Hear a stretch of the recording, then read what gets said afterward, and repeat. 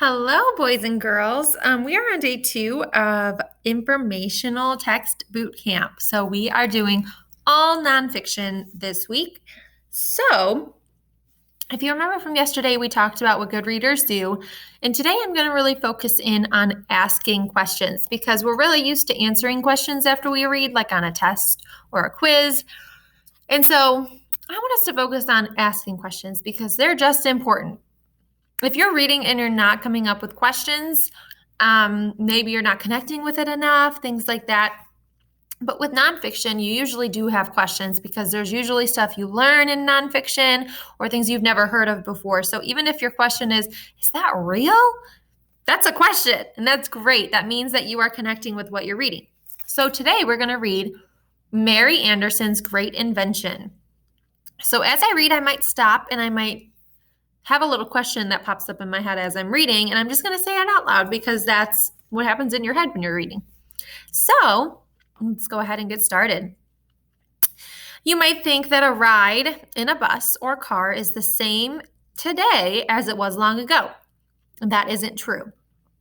How isn't that true? That's my question. The first cars were not as fast. They were noisy. Cars didn't even have windshield wipers. How did a car not have a windshield wiper?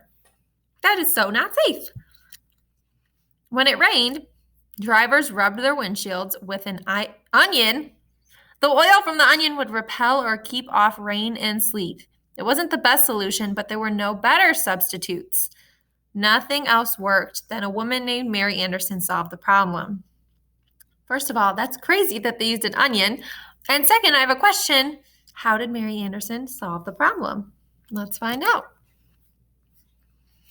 It started with snow. Remember, this is called a subheading. Mary Anderson grew up in Alabama. In the winter of 1902, she went to New York City. It was a cold and windy day. The sky was a gray curtain. Snow was a white blanket on the ground. Mary was cold and wet. Because she wanted to warm up and get dry, she rode a streetcar. What's a streetcar? Is that just a car that rides on a street? Back then, some streetcar windshields had two parts. They opened with a push from her seat. Mary watched snow and ice build up on the windshield. The streetcar driver could not see, so he pushed open the windshield. This helped him to see better. He pushed it open. You can't push open a windshield anymore. That's that front part in the car, the front window. As a result, snow and ice blew in his face. Soon his nose and ears were ice cubes. Other cars kept stopping too. Sometimes the drivers hopped out. They wiped off their windshields, then they got back in and drove. As a result, traffic moved slowly. Wow. The next step, which is the next subheading. Mary thought about this problem. How could drivers clean their windshields without stopping? Could they do it without opening their windshield? Back home in Alabama, Mary sketched her idea. Then she added notes. She wanted to examine her solution to make sure that it worked. Next, Mary did her own investigation. She looked for facts about what drivers needed. She invented a windshield wiper that a driver could use from inside the car. Then she worked out a design or plan on paper. Mary's invention looked simple. She hoped drivers would find it easy to use. And here's a picture with some labels. Mary Anderson's windshield wipers. There's the window, the wiper. The first windshield wiper was moved by a handle inside the car. So instead of a button, it was a handle. Mary had a model built. It was made of quality rubber, wood, and metal. Soon the model was ready to test. It was fitted on the windshield. The driver moved a handle inside the car. The handle caused the blade to move back and forth across the glass. It worked. Mary's idea was a gem. She felt encouraged and was sure it would sell. Solving the problem. Mary's windshield wipers solved a problem, but it took many years before people used them. I wonder why it took so many years. That's because most people did not own cars. Oh, see, most questions that you have do get answered in the text. By 1913, more people bought and drove cars. Those cars had windshields. Finally, windshield wipers began to sell. Driving became safer and easier because of Mary Anderson's idea. Safer to drive. Cars from long ago were different from cars we ride today. Here are some more inventions that help make driving safer. The first seat belts were used in 1885. Cars stopped at the first stop sign in 1915. Cars first used turn signals in 1938. And that is the end of the story. Okay, now we are going to go over this Google form together because you're going to do one just like it. It's called Find the Sentence. So I'm going to fill this out like I'm a student, and you'll fill yours out just like yours. So I'm going to write my first name. Oops, got to delete the other one. And last name. Okay, I messed up a little bit on that one. So I'm going to fill in my first name. There we go. Last name. Okay. Now it says, read the story, use the story to help you answer the questions below. So we're going to read it, but you notice there are letters going alphabetically, A, B, C, D, E, F, G. And that's because they are numbering the sentence. They're actually not numbering it, they're lettering the sentence. But it's just like numbering them, but instead they're with letters. So sentence A is the first sentence. So whatever comes after the letter is that sentence.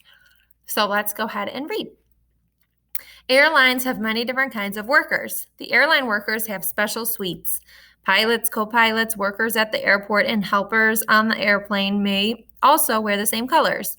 They wear wings on their suit jackets. The wings show what their jobs are and what airlines they work for. At the airport, there are special workers. Some sell tickets. Others weigh and check the bags of passengers. Ground workers are busy getting the planes ready. They are putting gas and food into the airplanes. Workers on an airplane help people find their seat. They help put coats up above and small bags under the seats. They show passengers how to fasten their seatbelts. They serve food and drinks to people. The pilot flies the airplane. The co-pilot helps the pilot. A flight engineer makes sure that the engines and all parts of the plane are working just right. Workers in the control tower tell the pilot about the weather. They also tell the pilot which runway to use. After takeoff, the pilot lets the operator know where the plane is at all times. When the pilot is ready to land, the tower workers help again. They tell the pilot when all is clear for the landing. So which sentence tells us what the airline workers wear to look special? A, B, or C? So we'll go back up. Different kind of workers, so not A. The airline workers have special suits.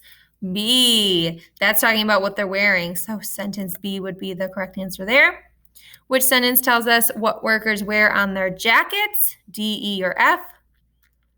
D says they wear wings on their suit jackets. D, that's what it's saying. It's saying what they're wearing on theirs, so that was easy. Which sentence tells us who gets the plane ready on the ground? G, H, or I? Some sell tickets. That's not it. H. Other weigh and check bags and passengers. I. Ground workers are busy getting the planes ready. So that would be that last sentence, I, because it said ground workers do that. So basically, you're just going to go through and look, so you have different options of sentences, and you're going to figure out which sentence answers the question. And then when you're finished, you'll click submit, and then I'll see how you did. So good luck, and I will see you tomorrow. Bye.